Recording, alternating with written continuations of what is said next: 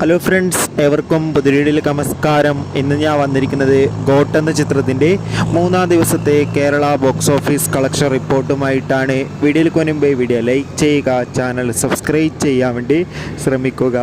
ദളപതി, വിജയ്, സ്നേഹ, പ്രഭുദേവ എന്നൊക്കെ പ്രധാന കഥാപാത്രങ്ങളായ ചിത്രമായിരുന്നു ഗോട്ട്. ചിത്രത്തിന് ഒരു മികച്ച അഭിപ്രായം തന്നെയാണ് 3-ാം ദിവസവും പുറത്തുകൊണ്ടിരിക്കുന്നത്. അതുകൊണ്ട് തന്നെ എല്ലാ സിനിമാ പ്രേമികളും ഒരേപോലെയാണ് ചിത്രത്തിൻ്റെ ഓരോ കളക്ഷൻ റിപ്പോർട്ടും അറിയാൻ വേണ്ടി കാത്തിരുന്നത്. 3-ാം ദിവസമായ ഇന്ന് ശനിയാഴ്ച അത്യാവശ്യം ബുക്കിംഗ് തന്നെയാണ് നടക്കുന്നത്.